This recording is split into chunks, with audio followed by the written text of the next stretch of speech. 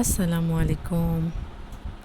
আমি হচ্ছে আজকে মানহার জন্য একটা খাবার রেডি করতেছি। তো এটা হচ্ছে মানহার জন্য পাস্তা রান্না করতেছিলাম আমি। তো আজকে চিন্তা করলাম একটা ভিডিও করে রাখি এটার।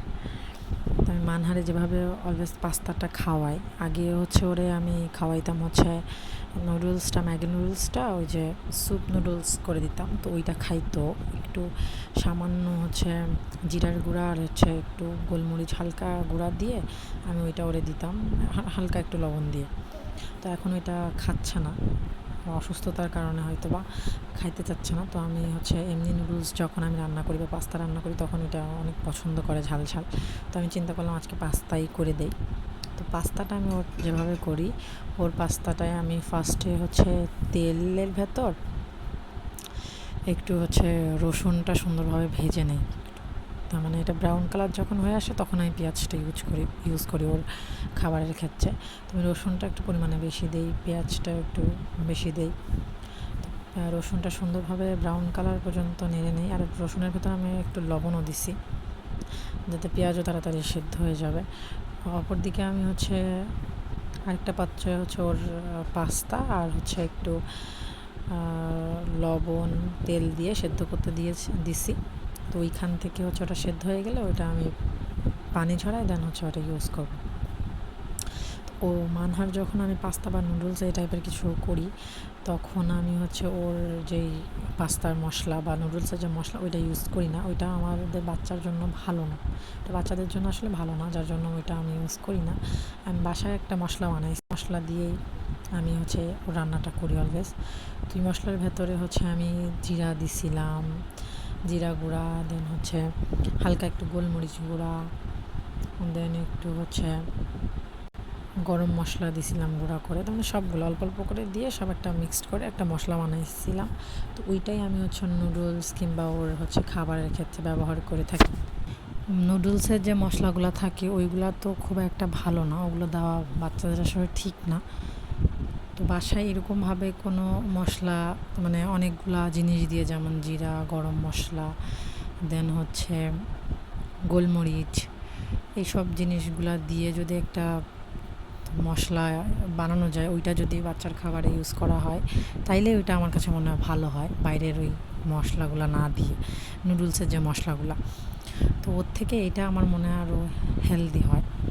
তো আমি ওইভাবে এই জিনিসটা দেওয়ার ট্রাই করি। আর নুডলসের বা পাস্তার যে মশলাগুলো ওগুলো আমাদের খাবারে ব্যবহার করি যখন আমরা নুডলস বা পাস্তা খাই। তো ওর খাবারে আমি এটা দেই না। আর ওর খাবারে আমি হচ্ছে ঝালও যদি দেই, একটা ঝালের থেকে 3-4টা টুকরা করে দেই বা 2টা টুকরা করে দেই, সেটা ঝালের অনুপাত বুঝে, মানে কোন ঝালে একটু ঝাল বেশি ওইভাবে। তো আজকে আমি হচ্ছে ওর ইয়াটা বুঝতে পারি না, আজকে আমি ঝালটা দিয়ে ওই ঝালে অনেক ঝাল ছিল। তো ওইটা 3টা 4টার মতো দিয়েই অনেক ঝাল হয়ে গেছিলো। তো এরপর আমি হচ্ছে আমার যেই পাস্তাটা, ওই পাস্তাটার ভেতরেও কিন্তু হচ্ছে ওই মশলাটাই দিছি যেটা আমি বাসায় মেক করছি। ওই মশলাটা দিয়ে আমি পাস্তাটা সুন্দরভাবে হচ্ছে মিক্সড করে নিয়েছিলাম পানি ছড়ায়। তো এই মশলাটা দিলে একটু, মানে পাস্তা বা নুডলসের ক্ষেত্রে একটু মশলা না দিলে আসলে টেস্ট আসে না। তো যেহেতু আমি নুডলস বা পাস্তার মশলা দিচ্ছি, আমি বাসায় বানিয়ে দিছি, তো এটা দিলে প্রবলেম নাই খুব একটা। তো এই মশলাটা দিয়ে আমি এটা হচ্ছে মিক্সড করে রেখে দিছি। দেন ওইদিকে আমি হচ্ছে পেঁয়াজ রসুনটা ভাজা ভাজা হয়ে গেলে ওর ভেতরেও একটু ওই মশলাটা দিয়ে দিছি, জিরা, গোলমরিচ আর গরম মশলা দিয়ে যে মিক্সড মশলাটা করছি ওইটার ভিতরে একটু দিয়ে দিছি পেঁয়াজ আর রসুনের ভেতরে। দেন দিয়ে আমি হচ্ছে আমার পাস্তাটা হচ্ছে ওইখানে, তার মানে ওই পেঁয়াজ আর রসুনের ভেতর দিয়ে দিছি। আর মানহার পাস্তা যখন আমি রান্না করি বা হচ্ছে নুডলস, তখন আমি হচ্ছে ডিমটা আগে থেকে ফাটায় দেন হচ্ছে যখন পাস্তাটা আমি ওই যে প্যানে দিয়ে দিই তখন পাস্তার একটু হালকা নেড়ে ওর ভেতর ডিমটা ছেড়ে দেয়, এইভাবেই করি। তো এতে করে যেটা হয়, এক্সট্রা যে তেলটা, ওই তেলটা লাগে না, মানে অল্প তেলে বাচ্চার খাবারটা হয়ে যায়।